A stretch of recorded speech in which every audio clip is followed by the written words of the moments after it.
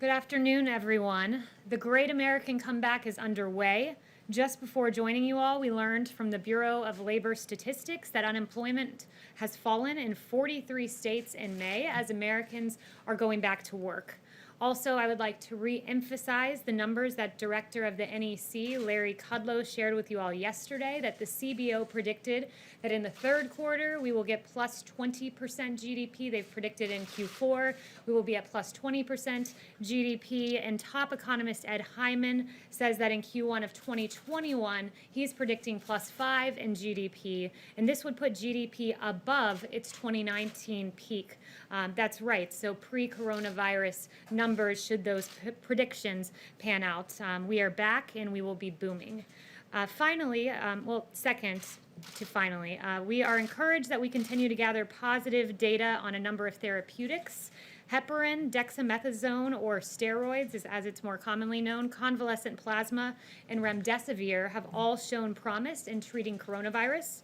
Preliminary findings in a large UK-based recovery trial found that when steroids were used, there was a 30% reduction in death for coronavirus patients on ventilators.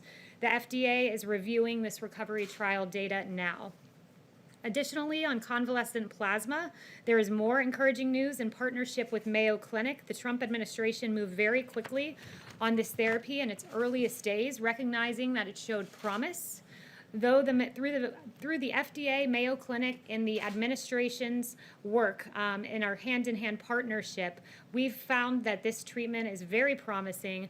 This has shown that the administration has left no stone unturned in looking at every possible treatment at the very earliest stages. The lead investigator of this Mayo Clinic study, Dr. Michael Joyner, summed up his work in saying that convalescent plasma, quote, continues to look promising, end quote, noting the, quote, excellent news of this study, which covered a diverse population of patients. About 20% were African American, nearly 35% Hispanic, 5% Asian, and 40% women. Prior experience with respiratory viruses and some data that have emerged globally suggests that convalescent plasma has the potential to lessen the severity or shorten the length of the illness caused by COVID-19. The results from Mayo underscore that promise. As you can see, the Trump administration and the FDA led on identifying convalescent plasma as a therapeutic, and the results are encouraging. Finally, I wanted to share some words from President Trump. Juneteenth reminds us of both the unimaginable injustice of slavery and the incomparable joy that must have attended emancipation. It is both a remembrance of a blight on our history and a celebration of our nation's unsurpassed ability to triumph over darkness. That ability is rooted in the fundamental goodness of America and the truths upon which we as a nation declared an end to our status as the subjects of a monarch and emerged as a free and independent people. Those truths that all men are created equal by the hand of God, endowed by our Creator with the right to life, liberty, and the pursuit of happiness. And with that, I'll take questions. Mario. Thank you, Kaylee. I'm wondering, given what we're seeing in markets and they're a little bit jittery given a rise in cases, any reason why the coronavirus task force hasn't been coming out to update us? Will they? And then also, have they been consulted on the rally for tomorrow? So the coronavirus task force meets regularly. They're constantly reviewing data. They're constantly working with governors to ensure that we have safe reopenings across the nation. As for coronavirus task force briefings, those happened in the very early days of COVID-19 and the pandemic. We were making major decisions on travel bans, major decisions on supplies and PPE and therapeutics. It was very important that those decisions be shared with the nation. Now we're in a more regular routine where when we see a spike or an ember, as the president calls them, we're able to quickly go and put it out, and we have that system in place. We don't have regular updates for you other than the updates I give you as news merits, and I'm regularly in consultation with Dr. Birx and the others. Yes, Steve. Kaylee, two questions for you. First, on the president's tweet this morning regarding the Tulsa rally, when he said, what did he mean when he said any protesters wouldn't be treated like they were in New York, Seattle, and Minneapolis?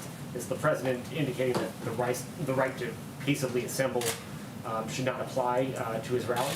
No, that's not at all what he was saying. What the president was noting is that there were inexcusable scenes that we saw play out in New York and Seattle and Minneapolis, and that we would not see Tulsa, Oklahoma look that way. As the Mayor Bynum noted, individuals from organized groups who have been involved in destructive and violent behavior in other states are planning to travel to the city of Tulsa for the purposes of causing unrest in and around the rally, and that was an unacceptable proposition. We will not see things like what we saw in Minnesota, where rioters lit an AutoZone on fire, or also in Minnesota, where protesters torched a police precinct, or in Seattle, where they've now set up a place called CHOP. They've taken over a part of the city, anarchists have, or the pillaging or the ambushing of 2 NYPD police officers who were on looting watch. One was stabbed in the neck and then shot 2 other officers who later arrived on the scene. So those kinds of scenes are unacceptable, and we will not see that in Tulsa, Oklahoma. He doesn't mean all protesters?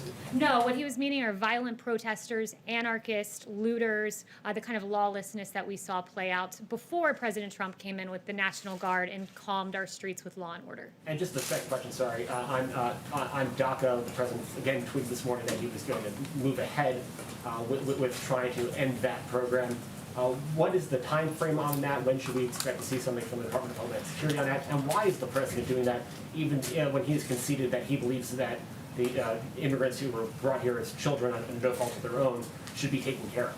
So first, one note on DACA. One thing I would say about yesterday's ruling is that really this was a situation where you had all of the justices saying that President Trump was essentially right on the law on DACA. You had the majority, and the majority opinion, quote, "The dispute before the court is not whether DHS may rescind DACA.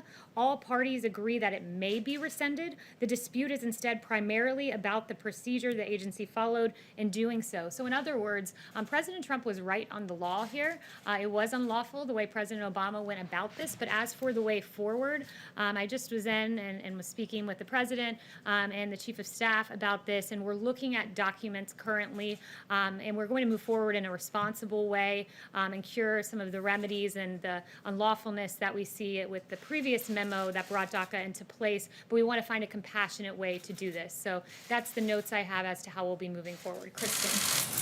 Thank you, Kaylee. Now that we're about 24 hours away from this rally tomorrow in Tulsa, you have the World Health Organization director saying that the world is in a new and dangerous phase in terms of COVID cases. You have cases rising in Oklahoma. You have the Tulsa mayor declaring a civil emergency.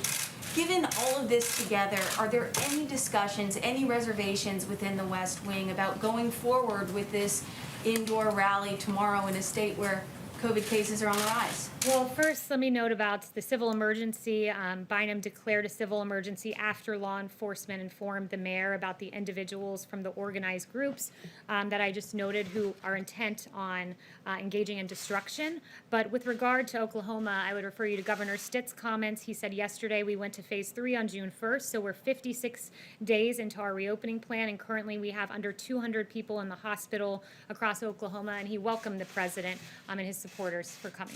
But I guess my question is, behind the scenes, are there any White House officials, just expressing a bit of reservation about going forward 24 hours out? So we are all on board with going to Oklahoma. We're taking appropriate measures like hand sanitizing and temperature checks and masks being provided at the door.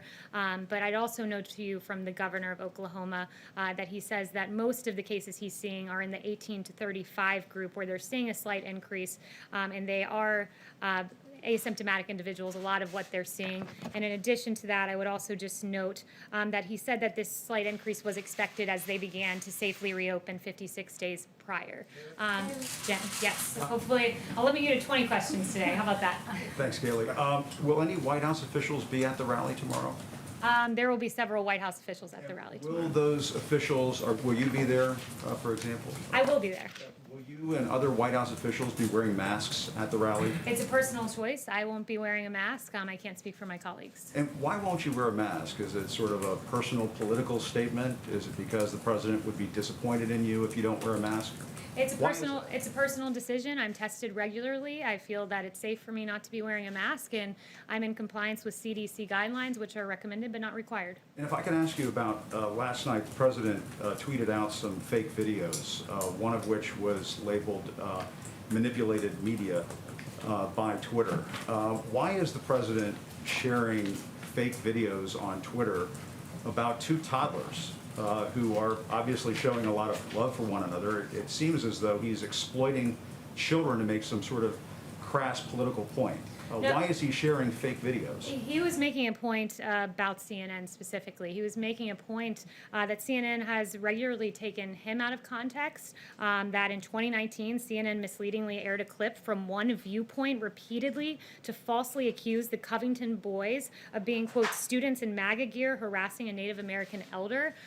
That's a harassing video, a misleading video about children that had really grave consequences for their future. So you're saying it's okay to exploit two toddlers hugging one another on a sidewalk to make some sort of political point? As you know, the president has described members of the press as fake news during the course of this administration. When you share fake videos like that, doesn't that make you fake news? I think the president was making a satirical point that was quite funny if you go and actually watch the video. I think he funny was about making these a two toddlers he was making hugging a one satire. The point is it was a play on CNN repeatedly taking the president out of context. Like the time when you guys had a chyron that read Trump slams some illegal immigrants, they're animals. Well, guess what? The people he called animals were MS-13 illegal immigrants who regularly mutilate people in this country. Those things are entirely misleading. You don't mind pointing out the president has referred to some Mexican immigrants as rapists. He has tried to pass a Muslim ban in this country. He has described black NFL players as sons of bitches if they take a knee during a football game.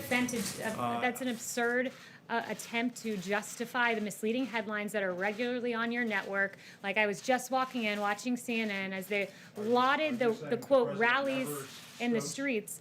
Are you saying that the president Gotta let me stokes finish, this Jim. sort This of- isn't a cable news segment. I'm answering your question right now from the White House podium. You're answering the When I question by walk trying out to of turn it here, around and throw it in when I- CNN. You're when not I walk answering out the here, gist Jim, of the question, when I walk which out is, here, Jim, and I see why on is the your president when I putting see out on fake your news? network celebratory headlines about the rallies and the protests outside, and you actually said protests and rallies. So in light of a protest, if these gatherings happen in light of a protest or a rally, as you say, that rally is to be condoned, but not the president's rally. I mean, it's appalling. You have one person on your network saying that this is a celebration in the streets, a carnival-like atmosphere. There's a guy with a sign that says free hugs.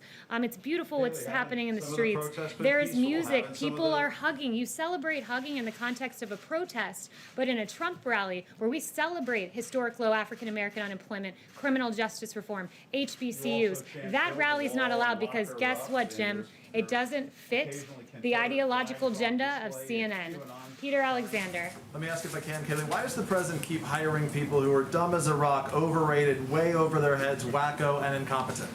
So the president makes hiring decisions based on the fact that he likes to have countervailing viewpoints. I spoke to him this morning about the hiring of John Bolton in particular, and he said, I like to counterbalance my own opinion with individuals that oftentimes have the very opposite opinion of my own. He likes the model of having a team of rivals, like what we saw in President Lincoln's administration.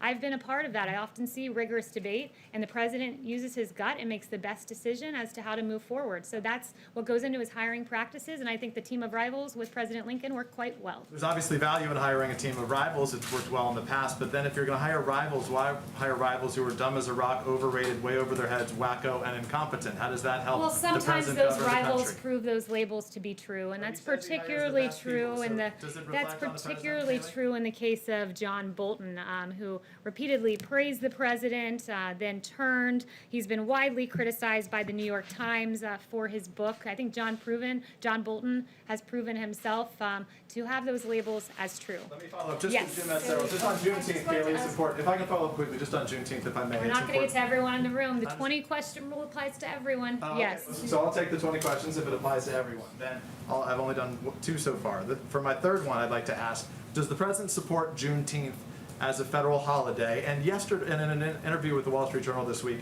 the president was speaking about Juneteenth, and he said that nobody had ever heard of Juneteenth. What does that say about the president's relationship to the black community if he would say that when millions of African Americans in this country commemorate it each year?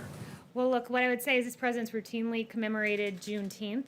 The president, what he said is. You say you learned about it this week. No, he did not say that. As Secretary Carson emphasized, I talked to the president about the Juneteenth event. I was pleasantly surprised about how much he knew about it, the whole history of it. He did not just learn about Juneteenth this week. That's simply not true. And as to Juneteenth, there were a lot of people who didn't know what Juneteenth was, and Google searches prove that. And you can see, I looked at the chart on Google searches on Juneteenth, and this year they went like this, and that's thanks to President Trump. Yes. I wanted to ask if the White House is planning to issue an executive order in the coming days to suspend visas for foreign workers, and any detail you can provide in terms of what types of visas, for how long that would last, etc. So I have no announcements on that front today. I'm aware of the reporting, but no announcements. Okay, could I follow up quickly and ask if the president plans to take any health precautions at the rally tomorrow? We are administering hand sanitizer, masks to those who are in attendance should they decide to wear them, and we are taking temperature checks. Daniel.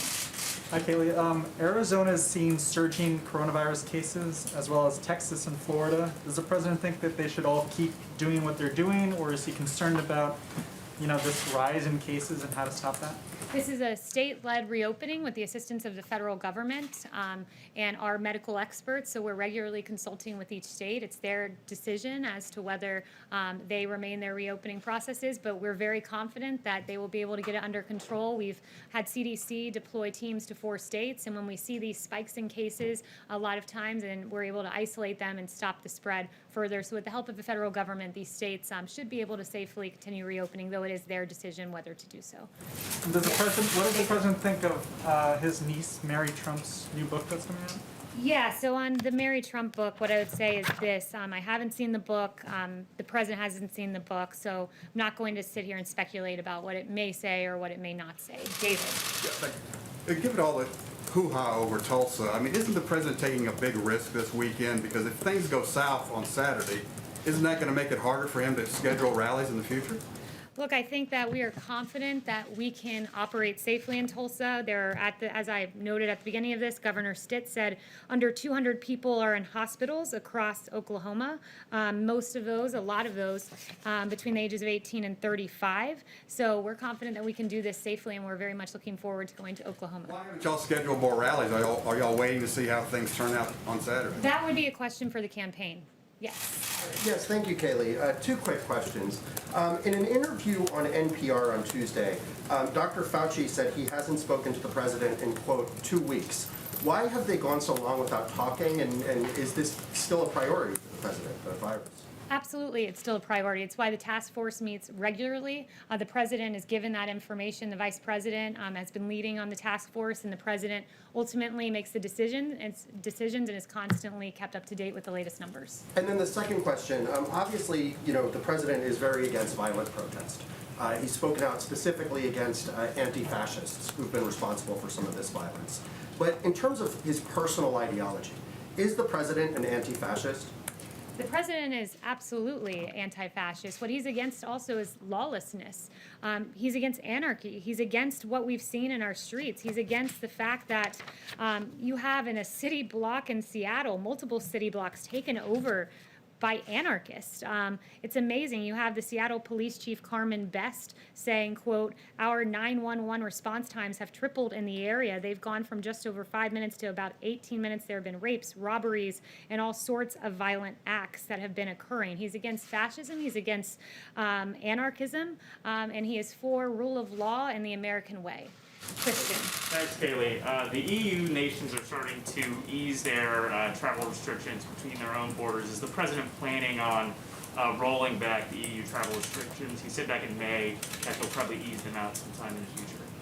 The president knows that the travel restrictions were a very important component to saving lives. Almost 3 million could have perished, and those travel restrictions were instrumental in taking early action and saving American lives. He monitors the data constantly. No plans now as to lifting those, but it's ultimately the decision of the president. He's guided by data and the safety and health of the American people. And then Yes. on China, they just announced that during the negotiations with Secretary Pompeo, they're going to accelerate their ag buys. They weren't meeting the phase 1 ag buys. Does this mean anything for a potential phase 2 deal? Obviously, to stall the coronavirus, but I have no announcements on that front. I haven't spoken to the president on that specific matter. Yes. Back to DACA, if you would please. After the Supreme Court decision the other day, the U.S. Conference of Catholic Bishops issued a statement. I'll just read it briefly. Next, we urge the President, President Trump, to strongly reconsider terminating DACA. Immigrant communities are really hurting now amidst COVID-19, and moving forward with this action needlessly places many families into further anxiety and chaos. Will the President consider the bishop's appeal in this? Well, the president said to me, I'm going to take care of DACA far better than the Democrats ever did. Democrats had 2.5 years to make a deal on DACA. They didn't do it. He wants to take care of these individuals, but it needs to be done in a lawful way, and it needs to be done in accordance with assuring that our border is safe, that it's protected, that we have an end to lawless immigration and MS-13 and the havoc that we've seen wreaked in this country. So he's for a measured response, and he's offered deals to Democrats previously that have been rejected. So Democrats really seem to be using the DACA recipients as pawns, and that is despicable. Emily. Thank you, Kaylee. Given that the campaign had attendees of the rally on Saturday sign a waiver to indemnify the campaign if they should get sick with the coronavirus, would the president consider starting or contributing to a fund for the sick or the bereaved if we see a spike in cases come out of the rally Saturday night? I think that's a hypothetical, and that's a speculative question. Yes. Thank you, Kaylee. Looking towards the election, we know that the Biden campaign is pushing back on adding any additional debates to the schedule. How many debates would the president be willing to participate in? Yeah, so the president talked about this yesterday. The president is happy to debate when given the opportunity. Right now there are 3 debates, and he's happy with that, but certainly if others were proposed, he'd be willing to look at them, and he very much looks forward to those debates. One thing I would note, and I think it's just very important, especially as we go into the weekend and we begin to look at some of the news coverage out there, is that I would encourage all of you to cover the protest in the same way that you covered the rally goers. It's really quite something when you look at this extraordinary video by Media Research Center and Newsbusters, where you have multiple hosts on MSNBC, CNN, and CBS boasting about the, quote, massive crowd. I mean massive. Tens of thousands of people, thousands and thousands, up to 200,000 people, they exuberantly exclaim. But then they have grave concerns about the size of the Trump rallies. You have MSNBC contributors saying social justice over social distancing, but when the president looks to celebrate the accomplishments for minority and communities in this country, our rallies are derided as breeding grounds for coronavirus, while Lawrence O'Donnell celebrates arm-in-arm protests. So I really think that we should have internal consistency here in the way we cover large crowds. We should be guided by science, not cherry-picking science, as I see all too often on the airwaves, especially from CNN.